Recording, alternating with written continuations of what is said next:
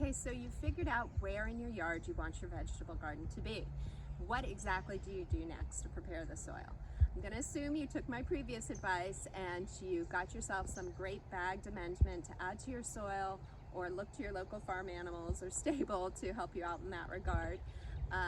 There's a couple different ways you can approach the situation.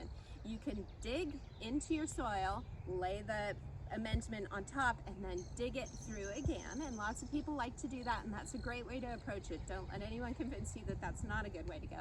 But you can also raise the bed up, and that can be really helpful if your soil is very, very hard, or you're just not in a position to do a lot of digging. So there's a couple ways you can go about raising your soil up. You can build a contained bed area, such as I've done here. I've kept this one low, but you could build it higher if you preferred something that you didn't have to bend over. There's lots of tutorials online how to build a raised garden bed with legs. I mean, we're not talking about soil all the way up, but that can be good if bending is something that you just aren't really going to be doing a lot.